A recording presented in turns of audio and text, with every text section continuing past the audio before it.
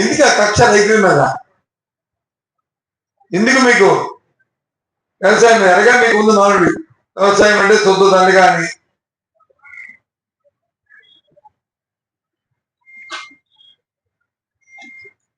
ఈ విధంగా బాధ్యత లేకుండా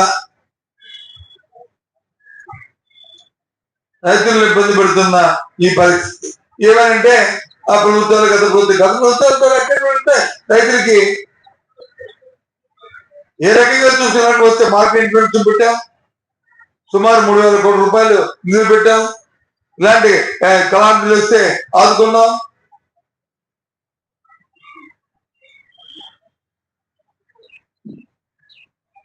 ఎక్కడ ఏమైనా పరిస్థితి లేదు. ఇటువంటి పరిస్థితి ఎప్పుడు దాపడం అప్పుడు ఇవాళ మిర్చే కాదు, అబ్బా గుంటూరు కృష్ణా జిల్లాలో అటు వెళ్తే పొగాకు కూడా అదే పరిస్థితి.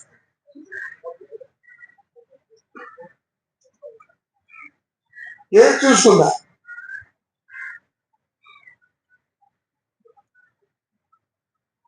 మాటలేదు తప్ప ఏవో వాళ్ళకున్న ఈ 2-3 ప్రచార మాధ్యమాలు తప్ప, వాళ్ళు ఇస్తున్న ప్రచారం తప్ప గ్రౌండ్ లెవెల్లో కనిపించట్లే. నేను చెప్పింది వాస్తవా కాదా చెప్పానండి. సరేండి, పదండి చోట్లపేటకి, అక్కడ రైతు చెరుకు పడుతున్న చూడండి. పదండి, అనకాపల్లి ప్రాంతంలో తిరుగుదాం. లేదు చూడండి, గుంటూరు మార్కెట్ యార్డ్ లో ఏ రకమైన పరిస్థితులు ఉన్నాయో. మీరు చెప్పింది అవాస్తవం అయితే వెళ్ళి అక్కడ ప్రెస్ మీట్ చెప్పండి. అదో అబద్ధం, చెప్పిన అబద్ధం.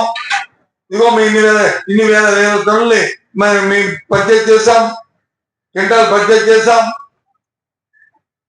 అని చెప్పండి.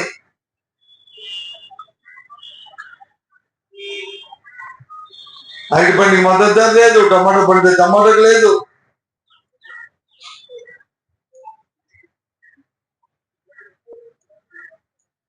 దీని 1 సంవత్సరం పండిన పంటలు కాదు కదా, కొత్త పంటలే కాదు కదా. అనాదిగా ఒక సిస్టము ఈ రాష్ట్రంలో ఉంది కదా. వ్యవస్థ ఇప్పుడు రాష్ట్రమే ఉమ్మడి రాష్ట్రం ఉన్నప్పటి నుంచి ఒక వ్యవస్థ పనిచేస్తుంది కదా, ఒక సిస్టమ్ డెవలప్ అయ్యేది కదా. ఆ కార్యక్రమాన్ని కొద్దిగా ఇంప్రూవ్ చేసుకొని చేయడానికి ఏమొచ్చింది ఇబ్బంది? ఊరికి హామీలు ఇచ్చారు కదా, హామీలతో కాదు చేతల్లో చూడండి. మీ హామీలు ప్రజలకు అర్థమైపోయాయి. ఇంకోసారి మోసపోయామని, దఫాలుగా మోసపోతున్న నేపథ్యంలో ఈసారి మళ్ళీ మోసపోయామని అప్పుడే ప్రజలు మైండ్ మేకప్ చేస్తున్నారు.